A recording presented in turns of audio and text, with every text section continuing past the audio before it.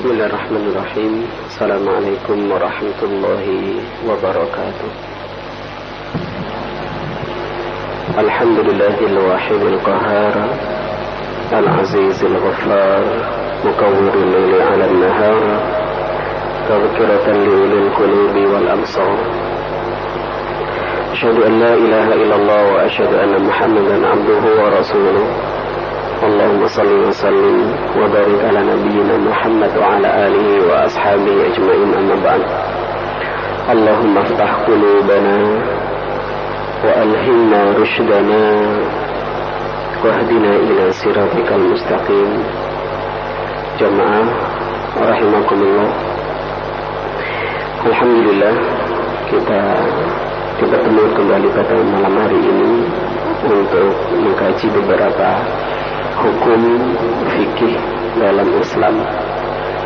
Pada pekan yang lalu jamaah kita membahas tentang atau memulai membahas tentang al-ijarah, yaitu akad sewa menyewa. Bahwasanya akad sewa menyewa itu masyru'. Masyru' itu ada tuntunannya, ada ajarannya, boleh dalam Islam. Dalilnya kasus misalnya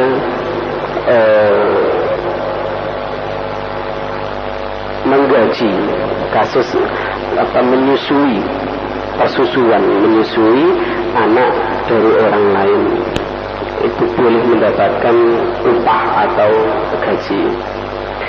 Kemudian pernikahannya Nabi Musa dengan putrinya Nabi Syuaib juga seperti itu.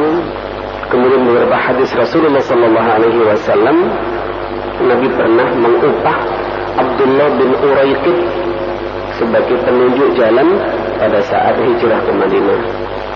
Rasulullah juga berpesan dalam hadisnya, a'tul ajira ujrahu qabla an yajiffa araquhu.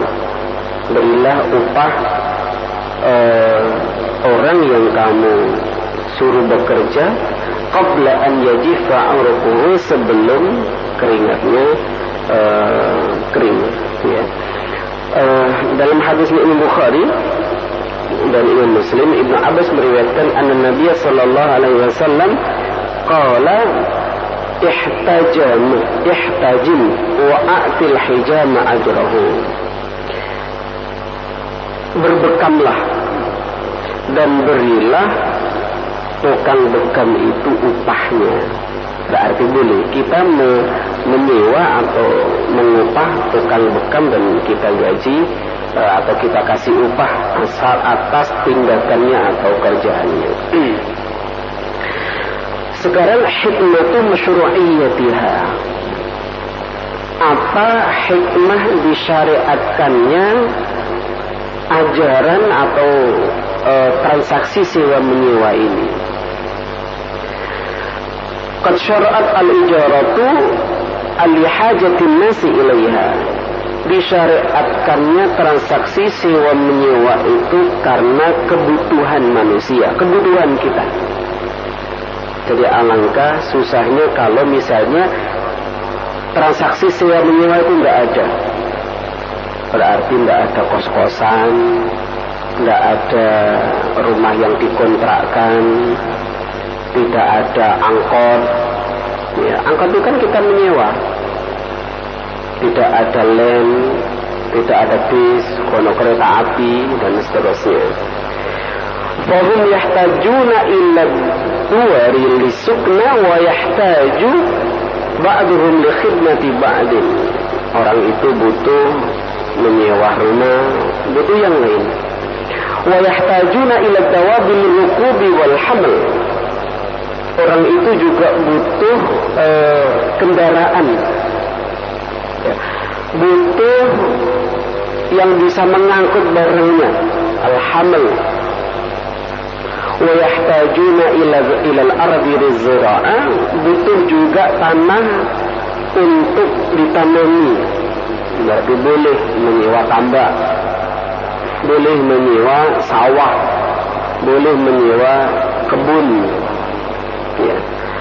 wa ilal alatil istimaliha fi hawaijihim al-ma'asyiyah, atau alat-alat yang lain. Ya, ada persewaan kalau di pelabuhan forklift, itu kan sewa juga ya. Sewa apa lagi Pak Masrur? Banyak ya. Apa rukun daripada ijarah itu? Al-ijaratu tan'aqidu bil ijabi wal qabuli fi lafzil ijarah. Sewa menyewa itu bisa terlaksana dengan ijab dan qabul dengan lafal ijarah. Jadi lafadznya itu saya sewakan, saya kontrakkan.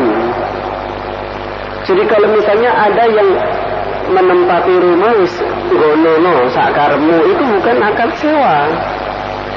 Piro iki sak kamare, gonono sakarmu, itu bukan akad sewa.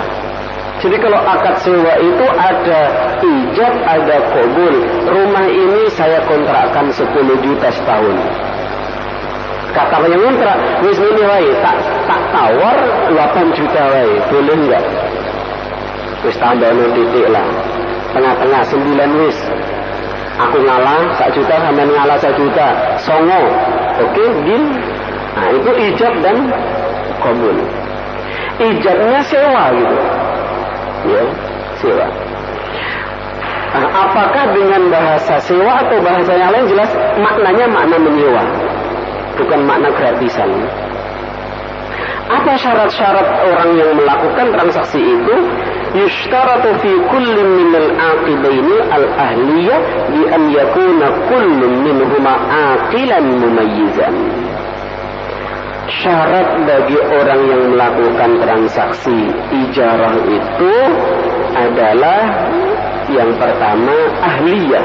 Ahliyah itu memang orang itu layak untuk melakukan transaksi.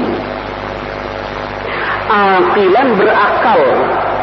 Jadi kalau orang stres nggak bisa mengontrakkan rumah, atau orang stres nggak bisa menyewa rumah, gendeng apa lagi.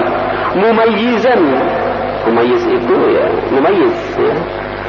Falau kana ahaduhuma majnunan aw sabiyan, kalau yang melakukan transaksi itu majnun, gila, aw sabiyan atau anak-anak, ghairu mumayyiz, fa innal aqda la yasih.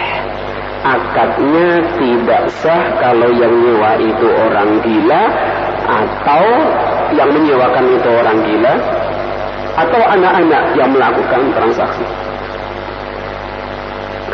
Wa yudhifu asy-Syafi'iyya wal Hanabila syartan akhar wa huwal bulugh. Ya, Imam mazhab Syafi'i dan mazhab Hambali menambahi syarat yang lain. Apa itu? Al-bulugh, umurnya usia baligh. Fala yasihhu indahum aqdus sabi walau kana mumayyizan. Tidak sah menurut mazhab Hambali, tidak sah menurut mazhab Syafi'i, anak-anak itu melakukan transaksi itu walau kana mumayyizan, meskipun usianya usia mumayyiz. Jadi Bapak dan Ibu sekalian, usia itu ada sobi. Sobi itu anak-anak. Sebelum baligh itu ada masa yang disebut dengan mumayyiz. Mumayyiz itu belum baligh, tapi sudah di atasnya sobi. Kenapa disebut mumayyiz? Karena anak itu sudah bisa membedakan ini boleh, ini tidak boleh, ini yang baik, ini yang tidak baik. Itu mumayyiz, tapi belum baligh. Ada yang berpendapat mumayyiz itu usia 7 ke atas sampai sebelum baligh. Ya, ada yang mengatakan 9 dan seterusnya. Intinya rentang atau jenjang usia setelah masa kanak-kanak sebelum dewasa atau baligh itu namanya mumayyiz. Ya, mumayyiz. Nah, anak yatim kalau sudah baligh itu saja nih gak yatim. Wes jenggoten barang si yatim ya. perlu disantuni. Kalau sudah balik itu bukan anak yatim lagi. Ya kalau sudah tua-tua anak yatim, buahnya anak yatim di muka bumi ini. Buahnya tuh. Bahkan bapaknya sekolah. Ya. Jadi anak yatim itu yang masih belum balik. Kalau sudah balik ya bukan anak yatim. Ya, bapaknya sudah nggak ada. Tapi bukan anak yatim, memang bukan anak-anak. Ya, sudah dewasa. Yusyurutu sihhatil ijarah, syarat sahnya sewa menyewa. Apa syarat sahnya? Kalau tadi syarat yang melakukan transaksi. Syarat sahnya ijarah itu yang pertama ridha al-aqidaini. Kedua-duanya tidak merasa dipaksa untuk menyewakan atau melakukan transaksi sewa. Ridha. Baik yang pemilik rumah kos-kosan atau yang menempati itu ridha. Falau ukriha au akraha ahaduhuma 'alal ijarah fa innaha la tasihhu. Kalau salah satunya memaksa untuk menyewa, ya, salah satunya memaksa, fa innaha la tasihhu, maka akad ijarah itu tidak sah. Soalnya gak oleh mamu tak kontrak lho. Oleh gak oleh kok dikontrak dia. Nek oleh tak kontrak, nek gak oleh ya wis gitu. Jadi jangan boleh atau tidak boleh, pokoknya tanah ini saya sewa. Ya nggak bisa. Itu hak dia kok, ya, hak dia. Jadi kalau dia mau mengontrakkan ya silahkan. Kalau tidak kita nggak boleh memaksa. Boleh nggak kalau kita iming-iming? Ya wis sakmene gak gelem. Jadi 10 juta nggak mau rumah itu. Wis 15 juta. Iming-iming. Terus kata kontrano, ya boleh ditulis. Itu terserah pengontrak itu ya. Nah terserah juga hati yang punya rumah. Ini sawangane dikai pitulas wis ngiler-ngiler ngono wis gak rungane oleh iku ya. 10 gak oleh, 15 gak oleh, pitulas oleh misalnya begitu. Tapi karena ada orang yang tidak niat mengontrakkan. Kan kadang ada orang itu punya uang itu membeli sesuatu atau mengontrak sesuatu. Kita bisa mendapatkan itu bukan hanya karena kita punya kemauan dan punya uang, tapi orang yang punya barang itu berkenan melepaskan atau tidak. Ya. Duit kita buahnya pingin beli tanah, tapi kalau tanah sing didol, tuku apa arepe? Ya. Mau beli apa? Enggak ada yang dijual. Harus ridha. Berdasarkan surat An-Nisa ayat yang ke-29 Allah berfirman, a'udzubillahi minasyaitonir rajim, ya ayyuhalladzina amanu la ta'kulu amwalakum bainakum bil batil. Wahai orang-orang yang beriman, la ta'kulu amwalakum bainakum bil batil. Jangan kalian makan hartamu, ya, harta di antara kalian bil batili, dengan cara yang batil. Yang batil berarti tidak halal. Illa an takuna tijaratan antara minkum, kecuali transaksi tijarah. Tijarah itu transaksi jual beli. Antara minkum, yang saling ridha di antara kalian. Wala taqtulu anfusakum innallaha kana bikum rahima. Dan jangan kalian membunuh dirimu sendiri, ya. Innallaha kana bikum rahima. Sesungguhnya Allah itu Maha Penyayang atas kalian. Itu yang pertama. Syaratnya adalah ridha al-aqidain. Jadi akad apa saja itu harus ada ridho di antara kedua yang melakukan akad, termasuk akad jual beli, termasuk akad nikah. Karena itu akad nikah nggak bisa dipaksa-paksa. Ya. nggak bisa dipaksa. Bagaimana seorang yang melakukan akad dengan dipaksa? Anak misalnya dipaksa harus menikah dengan seseorang, dia nggak mau, terus dipaksa. Saya yakin ada kebahagiaan yang terenggut pada saat itu dipaksakan. Ya. Jadi mencari ridhonya.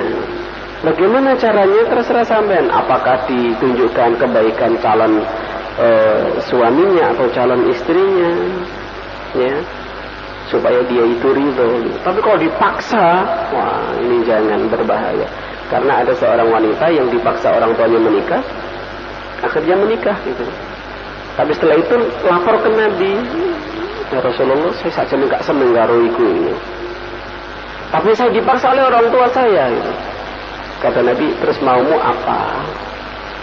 Apakah kamu bisa mengembalikan mahar yang diberikan oleh suamimu itu? Bisa, maharnya utuh itu loh, kebun belakang rumah itu. Ya, wes ini dipanggil suaminya. Kemudian kata Nabi, ceraikan istrimu dan ambil kebun yang kamu buat mahar itu. Itu artinya apa? Rasulullah tidak menginginkan kalau ada anak itu dipaksa oleh orang tuanya untuk menikah dengan seseorang yang dia sendiri nggak srek gitu. Ya, nggak srek. Tapi orang tua juga jangan nuruti sreknya anak. Akhirnya diumbah aja segala dewe nak galau sakaremu. Ya, karena kadang-kadang anak itu juga nafsunya yang berbicara. Kadang dapat yang lain agama, naudzubillah min dzalik. Karena seraknya dengan itu. Kalau dinasehati, cinta itu tidak ada tokonya, Pak. Kadang ya sir padha irengi ngene ya. Sir padha gendengi. Ya. Jadi buta matanya.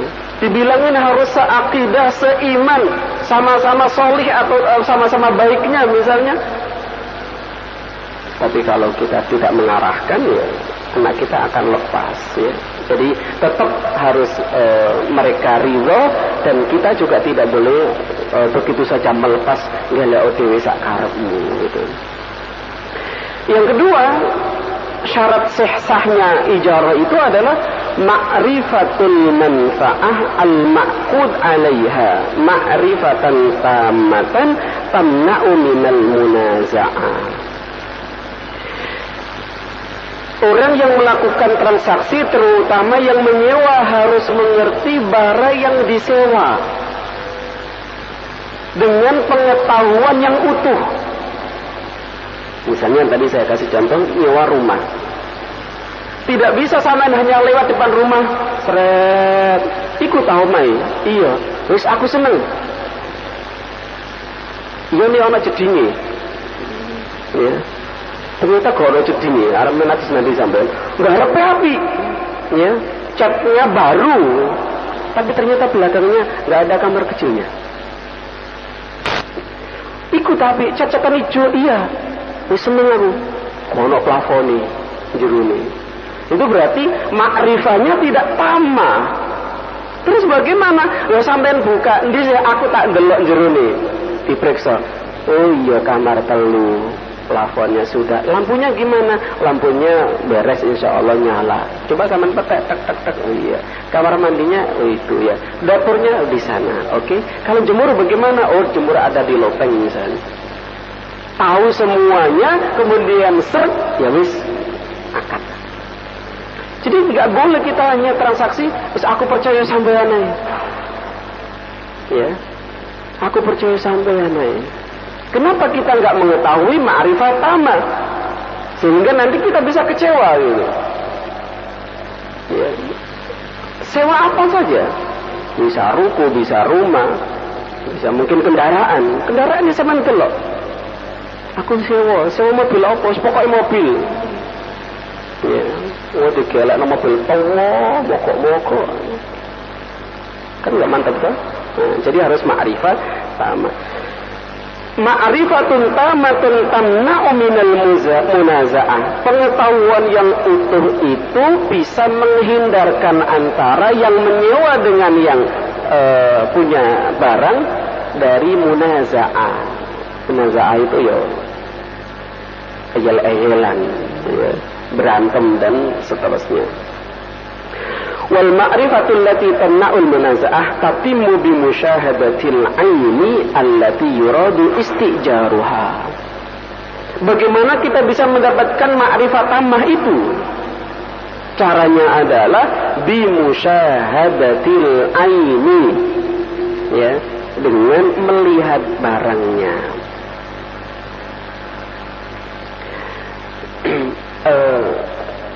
Pada masa yang serba modern ini, serba canggih, sering ada yang tanya ke saya bagaimana transaksi lewat internet.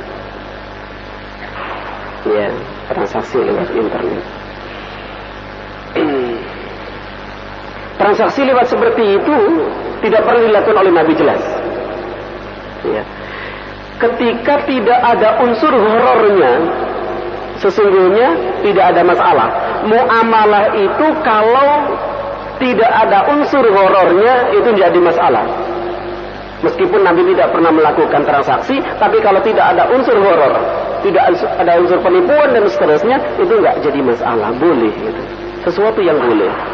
Tapi ketika transaksi itu ada atau potensi besar unsur horornya, nah itu yang harus hati-hati. Sama dengan seperti ini, harus kita melihat, ya. Yang ketiga syaratnya adalah ayyakunal ma'qudu alaihi maqdurun al-istifa'u haqiqatan wa syar'an. Hendaknya barang yang ditransaksikan ijarah itu maqdura al-istifa. Jadi misalnya kita mengontrak rumah.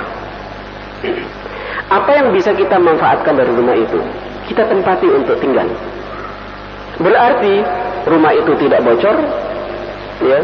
Rumah itu bisa melindungi kita dari panas. Terus bagaimana? Kalau seandainya ada yang rusak, ada yang kebocoran, itu tanggung jawab yang punya rumah. Ya. Kenapa? Karena kita membayar kontrakan itu untuk kita tempati. Ternyata gentengnya banyak yang bocor, gitu. Itu berarti bukan maqdurul istifa. Ya. Sama dengan tadi kita menyewa mobil. Buat apa kita menyewa mobil? Apakah hanya untuk supaya garansi rumah kita ada mobilnya gitu? Biar kecekrek di situ, mbok pirang dino ketok duwe mobil itu. Apakah untuk itu kita sewa mobil itu? Atau kita gunakan untuk jalan? Kalau kita gunakan untuk jalan, sementara mobil itu mogok-mogok terus, apakah itu maqdurul istifa? Itu bukan maqdurul istifa. Ya. Kalau fungsinya itu kita dapatkan, boleh gitu. Tapi kalau fungsinya tidak bisa kita dapatkan, bagaimana kita bisa menyewa? فمن العلماء من اشترط هذا الشرط فرأى أنه لا يجوز إجارة المشاء من غير الشريك وذلك لأن منفعة المشاء غير مقدورة الاستيفاء وهذا مذهب أبي حنيفة وزفر وقال جمهور الفقهاء يجوز إجارة المشاء مطلقا من الشريك وغيره لأن المشاء منفعة والتسليم. Ya. Ada dua pendapat.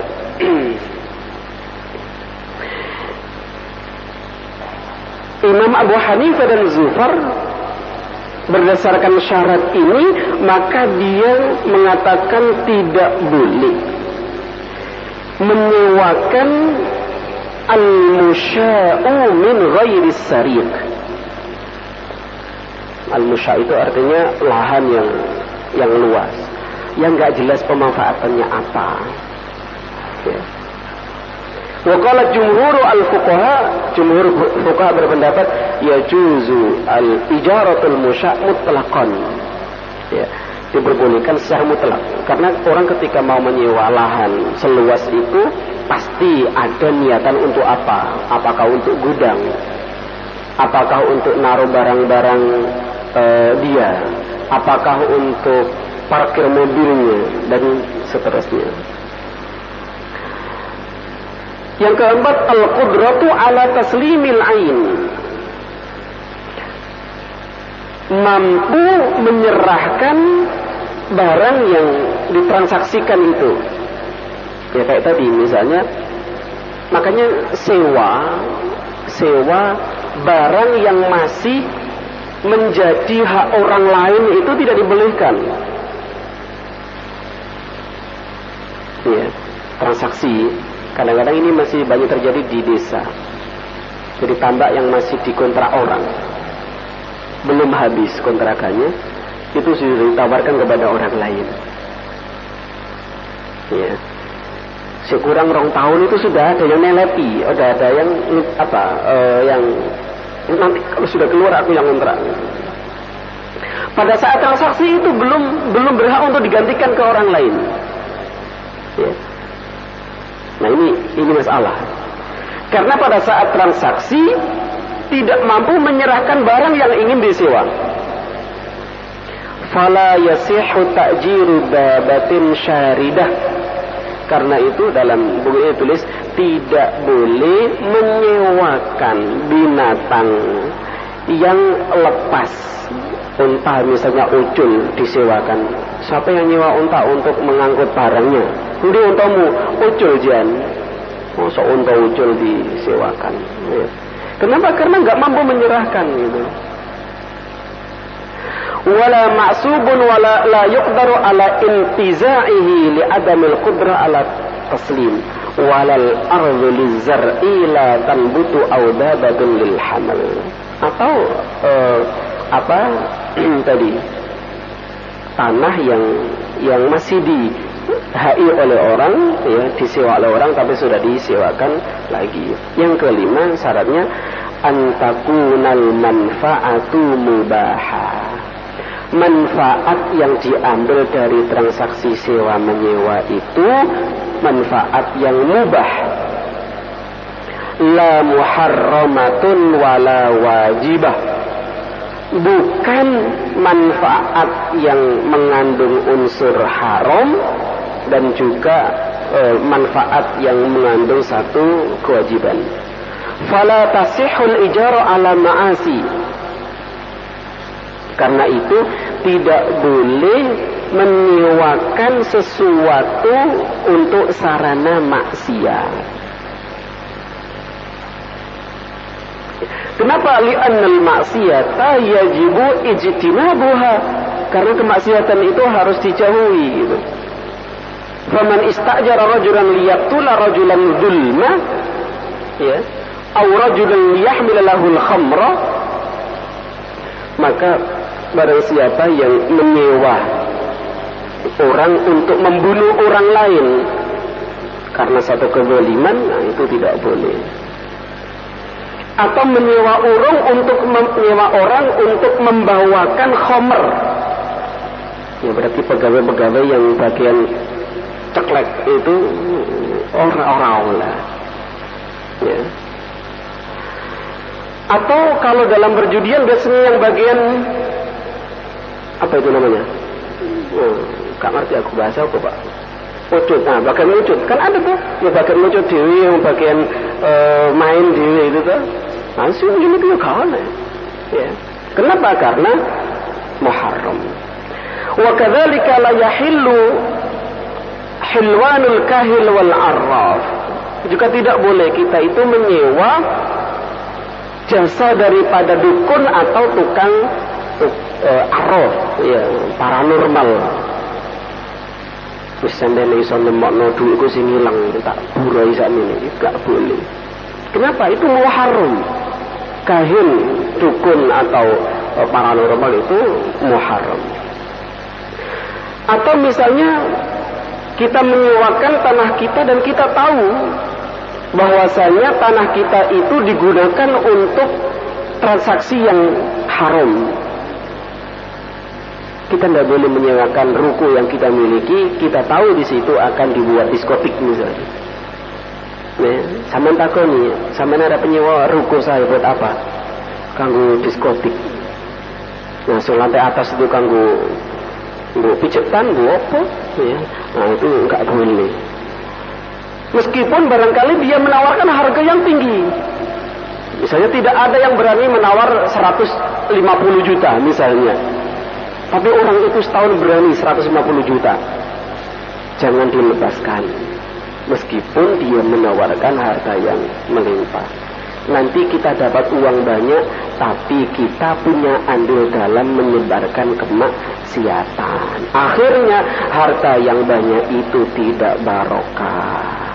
Akhirnya kalau harta kita tidak barokah, ya sengsara di akhir kehidupan kita. Baik. Kalau ada yang ditanyakan, biasanya jam berapa Bapak?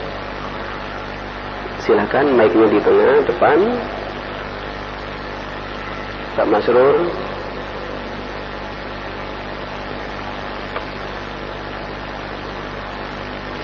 Monggo.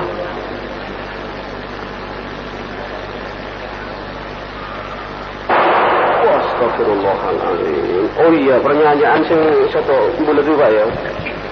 Masalah sewa gadis, Ustaz. Iya. Mohon supaya tidak. Iya. Terima kasih. Baik. Baik. Kalau masalah gade, saya ingat pertanyaannya. Bahwasanya orang yang menggadekan sesuatu itu sudah tidak boleh.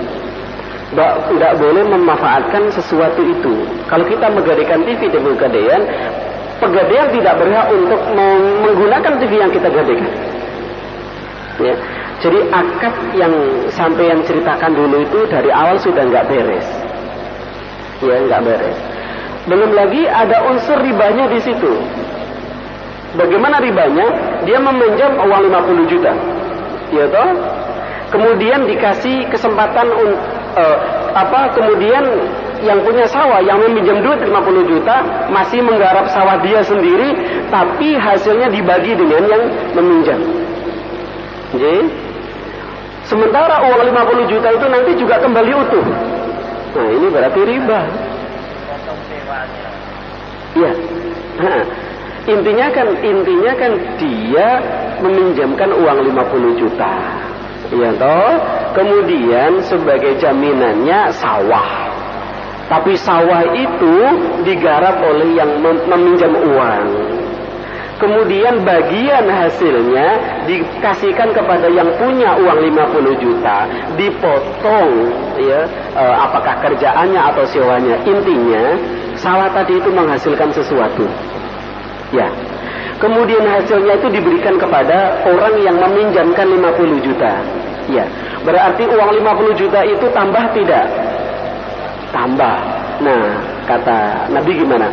Ya, dalam kaidah usul fikih itu kullu apa itu? Jarranaf anfahu riba. Ya. Jadi setiap kita meminjamkan atau menggadaikan kok ada manfaat yang kita ambil, ya, itu riba.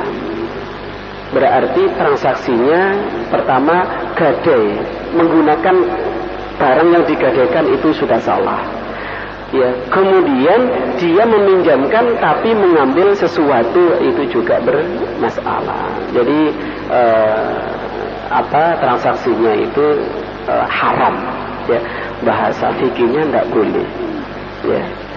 Jadi kalau sering saya sampaikan, kita meminjamkan itu untuk mendapatkan pahala dari Allah. Meminjamkan itu takarrub kepada Allah. Salah satu bentuk mendekatkan diri kepada Allah. Karena itu kan Nabi menyampaikan, pahalanya orang yang meminjamkan itu kan lebih besar daripada pahala orang yang sedekah. Iya Pak? Nah itu Allah alam bisawab. Pak ini kita separuh-paruh baik, monggo Pak. Assalamualaikum Ustaz. Waalaikumsalam. Saya ingin dijelaskan Ustaz mengenai bank. Bank sekarang kan berlabel syariat, Pak. Dan sekarang bank itu rame-rame membuat label syariat Islam. Yang saya tanyakan, di situ kan dinyatakan kita pinjam bagi hasil. Tapi kenyataannya bagi hasil kalau secara logika kan sulit naik turun Pak, bagi hasil. Tapi kenyataan sekarang itu kalau kita pinjam uang sudah ditentukan bunganya berapa, satu bulan itu bayarnya berapa. Apakah itu juga termasuk riba Pak? Terima kasih Pak. Ya, di bank ini, bank Thayyib. Banyak bank-bank yang dulu mungkin kita tidak pernah memprediksi. Pada saat itu saya bilang begini di salah satu jamaah, bank maaf BCA syariah, itu ketawa semuanya. Saya bilang, bukannya tidak mungkin. Waktu itu hanya ada satu, yaitu bank muamalat yang syariah. Bank-bank yang konvensional yang belum ada yang syariah. Ketika saya nyelotok begitu, jamaah semuanya ketawa. Artinya pada saat itu nggak mungkin gitu. Tapi buktinya mungkin. Sekarang semua rata-rata membuka bank yang label syariah. Pertama, mereka tahu bahwasanya konsumen terbesar di negeri ini adalah umat muslim. Ya. Dan tahu bagaimana seandainya dia naruh uangnya di bank yang konvensional. Oke. Akhirnya mereka ingin menggapai pasar itu. Nah, yang penting adalah bagaimana transaksi yang dilakukan gitu. Transaksi bank konvensional beda dengan transaksi bank syariah. Ya. Kalau bank konvensional biasanya flat. Sekian. Saman kalau naruh uang di sini nanti bunganya sekian, flat, sudah. Ya. Tapi kalau bank syariah, ya, transaksinya tidak flat. Apa yang disampaikan, misalnya marginnya sekian, itu sesungguhnya bukan flat itu. Kalau ternyata bunganya itu kok utuh atau bagi hasilnya kok tetap saja kayak dulu sampai sekarang ya sama loh, itu nggak jauh beda dengan bunga bank konvensional gitu. Jadi kalau transaksinya itu bagi hasil berarti ya fluktuatif itu. Kadang konsumen itu mendapatkan keuntungan yang banyak, tapi kadang juga sedikit. Ya. Tapi paling tidak masyarakat kita itu sadar hukum, sadar bahwasanya kalau transaksi di bank konvensional itu riba, transaksi di bank syariah itu insya Allah halal. Tergantung akadnya bagaimana. Jadi misalnya sama menaruh uang, ini berapa bagi hasilnya? Sekian misalnya, ya sekian persen. Sekian persen itu sesungguhnya itu perkiraan. Ada kalanya di bawah itu, ada kalanya di atas. Kalau saya baca di Malaysia itu orang-orang yang non muslim justru memilih bank yang seperti itu gitu. Karena keuntungan bagi hasilnya lebih tinggi daripada keuntungan bunga yang kalau dia taruh di bank konvensional.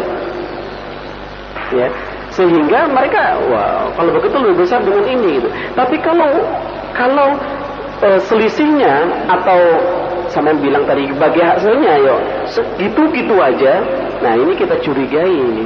Jangan-jangan bank syariah itu hanya sekedar cover saja gitu. Ya. Nyatanya flat bagi hasilnya atau bunganya, ya. Nah, tapi kalau kadang naik celet itu, bulan ini aku sak ini. Terus bulan berikutnya, kok anjlok? Itu wajar, itulah kalau resiko daripada transaksi mudoroba atau murobah itu gitu. Jadi bagi hasil itu seperti itu. Jualan bakso itu kadang laku, kadang juga tidak laku kok. Kalau laku berarti bagian yang modalnya juga banyak ya. Tapi kalau nggak untung ya dia juga harus menanggung kerugian kan gitu. Ya. Nah jadi bahkan lihat saja apakah bunga bagi hasil di rekening sampean itu aja gitu. Terus buka dulu rekening. Yang saya tanyakan nih, kita yang utang ya, kalau kita menaruh uang di situ, mungkin bunganya sekecil-kecilnya, tapi kalau kita utang ke bank situ, bunganya kok hampir sama dengan bank yang konvensional itu. Kalau kita yang utang maksudnya, jadi kita yang utang itu sudah ditentukan bahwa kon ku bayar sak mining, Pak.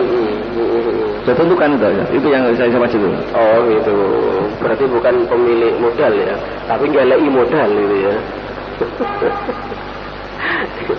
Iya, ya bank di negeri ini kan juga butuh biaya operasional ya. Nah mungkin untuk menutupi biaya operasional itu seperti itu ya. Nah kalau misalnya aku pinjam di sini dengan akad seperti itu, akad syariah lah istilahnya, ya. Bunganya atau beban yang harus saya tanggung sekian di bank konvensional hampir sama. Kira-kira sampai memilih di? Ya? Kalau sama misalnya, No kene 5%, no kono juga 5%. Sama milih. Ya syariah, akadnya jelas itu. Akadnya itu adalah syar'i gitu loh. Wis foto-foto nang ngono ae serene wae misalnya, ya enggak sebegitu. Yang penting itu akadnya gitu.